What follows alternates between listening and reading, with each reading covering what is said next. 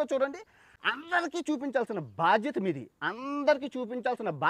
First అయితే ఒక like కొట్టి పూర్తిగా వీడియో చూసాక కామెంట్ చేయండి, మర్చిపోవడం. అంతేకాదు మళ్ళీ అంటాడు రెడ్ బుక్ గురించి మాట్లాడతా.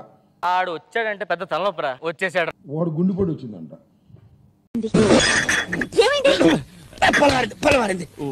ఇక మొదలెడదామా? ఒకడేమో బాత్రూమ్ లో పడి చెయ్యలు కొట్టుకున్నాడు. ఆ రోజు పొలంలో ఆడినెవరితో చూపించావు, అప్పటి నుంచి నా లైఫ్ రివర్స్ అయిపోయి. ఇదే సేమ్ డైలాగ్. ఒకడు చెయ్యలు కొట్టుకున్నాడు, ఒకడు నికృష్టుడా, దరిద్రుడా, అమావాసోడు పుట్టినోడా, పాపంరా. ఒకడేమో గుండెపోటు వచ్చింది అని. సెక్రటరీ, ఒక నెలల పాటు నేను కదలలేని మాట్లాడలేని స్థితి. నా పెళ్ళాం గాని పిల్లలు గాని సీఎం గాని పిఎం గాని నాకు ఫోన్ చేస్తే నువ్వు ఇవ్వద్దు, కోమాలా ఉన్నానన్నమాట. వాళ్ళు ఆపదలో ఉన్నారు. అవన్నీ నమ్మే ఉంటే నీ ఫేస్ లాగే నువ్వు ఏదో కన్నాలేసుకు బతకాల్సి వస్తుందిరా. ఒకరు బాత్రూమ్ లో పడి చెయ్యి ఇరిగిపోయింది అనుకోండి. నీ ఒపీనియన్ ఓడరా అడిగిండు, మాకే నీ మీద ఒక ఒపీనియన్ లేదు. ఒక ఆయనకేమో నిజంగానే గుండెపోటు వచ్చింది, ఆపరేషన్ కూడా చేయించారు.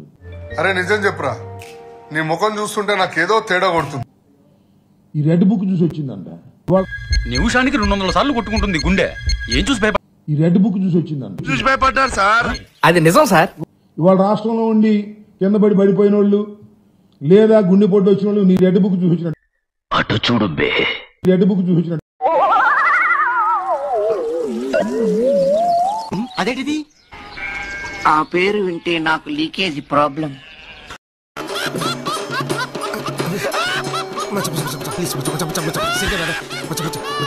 అర్థం కాక అడుగుతా ఉన్నా, ఏం మాటలు అవి? అల్లుడు నువ్వు తగ్గొద్దు, నువ్వు వెనకడుకోవద్దు, మ్యాటర్ ఏంటో తెలిపోవాలి. దాన్నే ఒళ్ళు బలిసిన మాటలు అంటున్నా నేను. గాలికి పోయే కప్ప గుట్టకి తగిలించుకోవడం ఇదే. ఇక్కడ ఒళ్ళు బలిసి మాట్లాడుతున్నారు మీరు. నారా లోకేష్ గారు కాస్త తగ్గించుకోండి.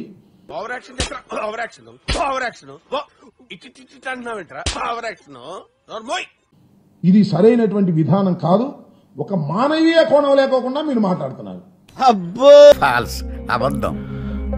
గుండెపోటు వచ్చి ఎవరికైనా వస్తుంది, రేపు నీకు వస్తుంది, ఎల్లుండి నాకు వస్తుంది. ఇంకెంత క్లియర్ గా చెప్పిన తర్వాత ఎంగిలి కాంచాల దగ్గర కుక్కలా ఇక్కడ బాయ్ బాయ్ టాటా గుడ్ బాయ్. నువ్వు బ్రహ్మాండంగా దాన్ని కూడా ఒక అమానవీయ కోణంలో మాట్లాడేటటువంటి ప్రయత్నం చేస్తున్నావంటే నీకు బోలే హ్యాపీ ఉండదు కదరా. నీకు ఎంతగా కళ్ళు నెత్తికెచ్చాయో నాకు అర్థం కావడంలా. ఈశ్వరుడు నోరిచ్చాడు కదా అని చెప్పి ఇష్టం వచ్చినట్టు వాగేడువే. అధికారం శాశ్వతం కాదు. ఓడిపోయిన వాళ్ళందరూ ఇట్లాంటి సూత్రాలే చెప్పి. నేను 89లో శాసనసభ్యుడిగా ఎన్నికయ్యా. ఇన్నిసార్లు ఓడిపోయాం, ఇన్నిసార్లు గెలిచాం. ఏం పీకారు, ఏం పీకేవు అంటున్నారు చెప్పండి. అధికారం చూశాం, అధికారం లేని సమయం చూశాం. చూశాను సీసీటీవీలో. కానీ నువ్వు మాత్రం అధికారాన్ని చూసి ఏదో వికటాట్టహాసం చేసేటటువంటి వద్దు మామ అని అరుస్తుంటే బొబ్బిలి వంశం బొబ్బిలి పిల్లలు లోపలికి వెళ్ళావు.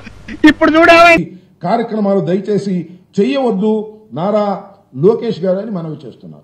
అంటే ఏం చేస్తావరా? చంపుతావా, నరుకుతావా, ఏం చేస్తావరా? కంపెనీలు తీసుకురా, దావోసెలు తీసుకురా అంటే దావోసెలు ఉట్టి చేలుతూ వచ్చారు నాన్న బాబు కొడుకులు ఇద్దరును. తెచ్చనా కొడుకుల్ని ఎక్కడెక్కడో విన్నాను రా బాబు, పేపర్లో అట్లా చదివా, నిన్నే చూస్తున్నా ఎదురుగా. కరెక్ట్, ఇది కరెక్ట్ గా చెప్పావయ్యా. ఇవాళ జగన్మోహన్ రెడ్డి గారి గురించి మాట్లాడేటువంటి ప్రయత్నం చేస్తున్నారు. సింగపూర్ రాజా. ఇంకో మాట అంటున్నాడు జగన్మోహన్ రెడ్డి గారు అంట, నేను ఎవరితో మాట్లాడంట, కార్యకర్తలు కూడా కలవడంట.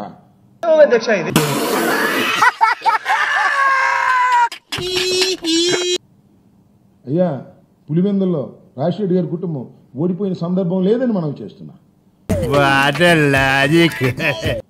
జగన్మోహన్ రెడ్డి గారు కార్యకర్తలతో కలవడట, ఈయన మాత్రం రోజు కార్యకర్తలు కలుస్తాడు. అరే నాగరాజు ఆఖరిలో ఖాయం. అసలు నేను ఒక మాట చెప్తున్నానయ్యా, చెప్పు, చెప్పి తగలడు. అసలు జగన్మోహన్ రెడ్డి గారు రాష్ట్రంలో ఉన్నటువంటి అన్ని ప్రాంతాలకు తిరగటం మొదలెడితే